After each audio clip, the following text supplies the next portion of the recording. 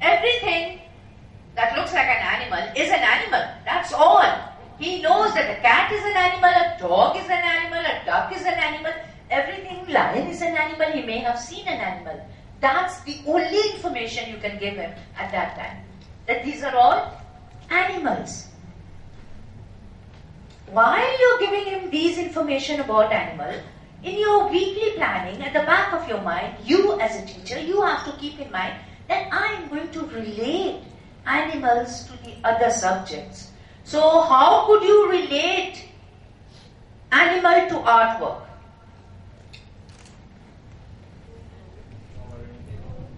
Sorry? Drawing picture, okay, coloring, anything, any animal. How could you relate animal to zoology? Zoology to religion, sorry.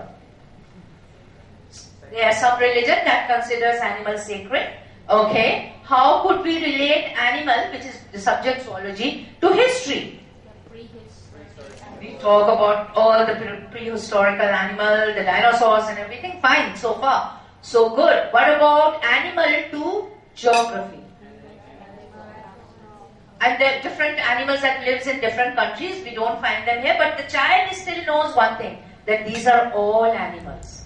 Elephant is an animal, there are some big animal, rat is a small animal, ant is an animal, but they are all animal. That is the giving the child the whole first.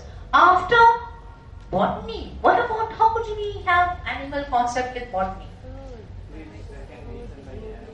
Some animal like cows eat grass, and that is relating it to botany. And animal to animal, you can go into detail. Animal and science.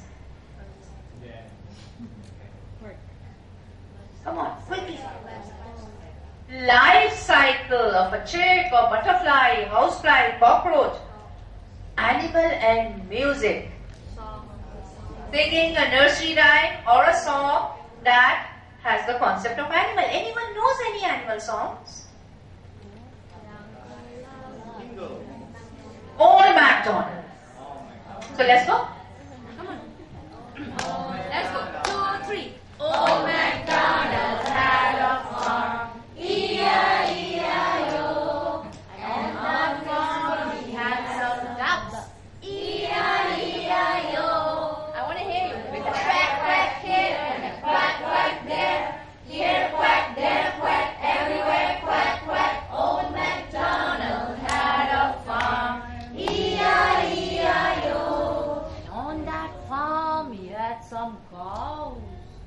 E-I-E-I-O.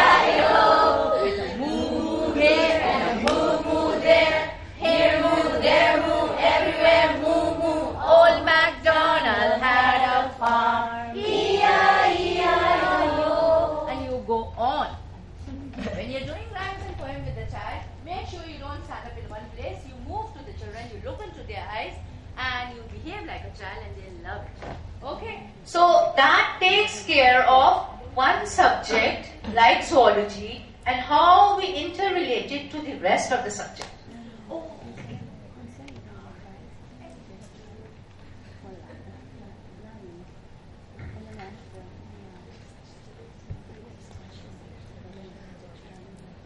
As the child gets to know about animal, then we begin to classify and clarify.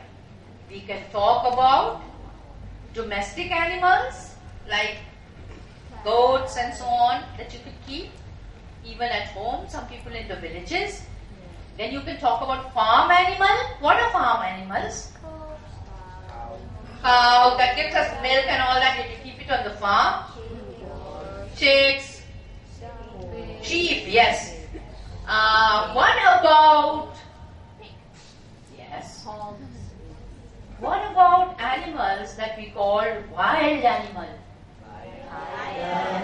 Tigers, giraffe, things that lives in the wild. You don't tame them down. Then there are zoo animals. What animals? Have you ever been to the zoo? Elephants, monkeys, giraffe. And giraffe, what kind of neck giraffe has? Long neck.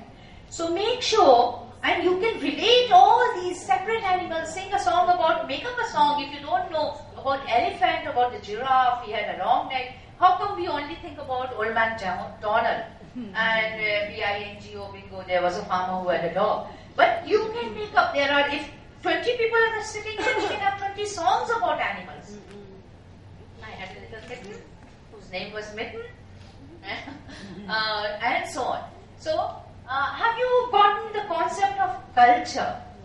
Culture is a whole, and all these little subjects that makes it into one big subject, and it explodes. You as a teacher has to keep it at the back of your mind that we must relate each of the subjects with the other subject. And this is not the end. Zoology can be related to EPL. In fact, I didn't get that much time yesterday for EPL. Taking care of the pets is one section in EPL, where the child goes and gives food to the pet. You can keep a rabbit, give water to the pet, clean the cage. So zoology is related to EPL. How could you relate zoology to science, language? Now we move to a new classification like animal and their babies. Animal and what is that? Oh, that is for the end of the show. You know, when we're just gonna break loose. Maybe upstairs somebody's having a. Okay. Yes, animal and their babies, animal and their food, animal and their home, and animal, male animal, female animal, like cow is cow and bull is bull, lion is lioness, and the baby is a cow. And then a whole group of animal moving together, many different types. You know, you have the herd of cow and what else? Yes, a school of fish. Just excuse me for a minute. I think we will be able to touch all 8 subjects in so much detail. We have had a little discussion on artwork. I will like to show you some simple artwork things that you can do and make. Unfortunately, since I came all the way from Karachi, some of the things got misplaced here and there. The basic thing that I did bring for the presentation, but thanks to, we will manage it, just show you and give you the concept. But apart from that, then there are major things like a lot of detail is given to the child about history of man.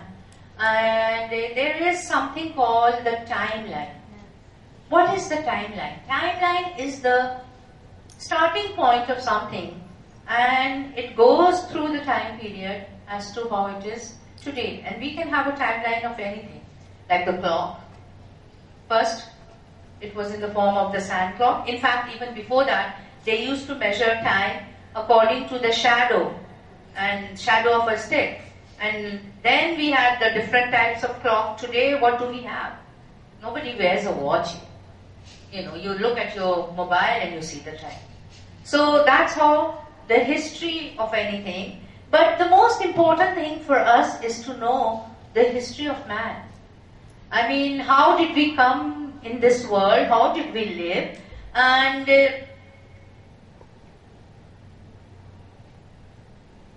how people used to eat. I'm not going to go into the Big Bang theory and all that, because as I said, I'm going to be giving you the end product as to what culture is, how simple and easy culture should be made for the child to understand. Long ago, how did people live? You all answer me now. Long ago, we are talking about the Stone Age. Okay? And what did they wear? Even leaves, they start almost nothing. And then the leaves, low cost, no cost, right? What did they eat? They would hunt, and so then they ate the raw food. And then they discovered that you can rub 2 stones together and you can create fire. And then they started roasting the whole of the animal. I mean, imagine how intelligent man is. We literally started out with nothing. The human being had no language. How did they speak? If they call somebody, they will say, and they, when they, body language, signaling language. When they were angry, what would they do? We still do that. You just want to like, you know how it is, right? And we do that with the best person we do it with is with the child. When you can't say something to the child in front of other guests that you're being embarrassed, and you just look at the child with the eyes, like, if eyes could kill, the child will drop dead. And then the child does not even bother with you with the looks of the eyes, and then you come near the child and you start kicking him with the elbow, shoving him like that. Wait until you get him. And you so, but that is there. That started off when the human being, and when they're happy. I was just looking at that day before yesterday we came in, and everyone in Sri Lanka, the whole of the Sri Lankan people, they were so similar. The complexion, the hair, the features, they were looking all like brothers and sisters, the whole of the country. How amazing! Well, how come people from different country, not only in habit and culture, and the way they dress, but they look similar. And then I kept looking at them, and they were talking, and their style of speaking, even here the style of speaking, even all of you have that similar feature. So how come we end up looking like not like our parents, but our country? Think about that, because I've been thinking. But if there is, although we are so different, there are two things we do the same way. All people in all the world belonging to the different culture, the king, the queen, the rich, the poor, we all laugh the same way. Come on, let me hear you laugh. Okay? That's what we do. That's what we do. We all laugh the same way. And we all cry the same way. Try to cry. Isn't it? Right? Everybody in the whole universe, they cry the same way. They may get a little carried away and some might say, but the tears does come out. So, although according to the different culture, different race, the starting point of the human being was the same. A group of people who did not know what to wear, who did not know how to talk, and who did not know what to eat, they themselves, through trial and error, discovered. And through intermarriage, through tradition, this is one group, and this is one group of people living, communities, and they got married among each other, and then they started having a common, they decided that we will call this table. And that group knew it as table.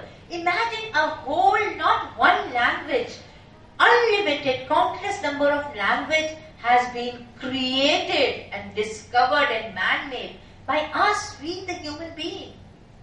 I was talking to Mrs. Shamim that I love songs, and in my days, don't guess how old I am, but in my days we used to have those big record players and huge records, and you will have these stereo tape cassettes, not even cassettes, and you will put it on that, then there was a needle and it will go around and rotate, and I am from that time, just imagine. And look, and then the cassette players, even that is thrown away. There is no cassette recorder. Maybe the youngsters won't even understand that. And then you have the CD, and even that is becoming old-fashioned. And everything in this world has ended up in that small little thing called USB. And what next? It is all man-made. These are not the creation of nature. These are not the gifts of nature. If you understand the starting point of human being, it's too deep a thought. It's too deep a thought that why did God send the human man, the human child, with nothing, only the potential, and with that potential from the early days, the Stone Age days, the Stone Age man, was there any Montessori? Well, was there? No. But the child was sane. And he had the tendency. He wanted to hold, he wanted to touch. He must have tasted God knows how many bushes in order to realize that this is mint, this is coriander. Now that we know as, this is poison. This could be used as medicines. So we are super intelligent, superhuman beings. Yet, look what we do to the child. Okay, I'll get carried away. Whatever lecture I start off with, we end up talking about the child. But, so that was that. History, so the history of man, as simple as that. History of animals, history of clothes, history of shoes, history of houses. Because everything, with the passage of time, has progressed, has changed. And today, whatever we think is science and technology, 10 years from now, our children, the youngsters, will be laughing at us. These, oh my God, look at that, that's so huge. You used to watch the presentation on such huge screens.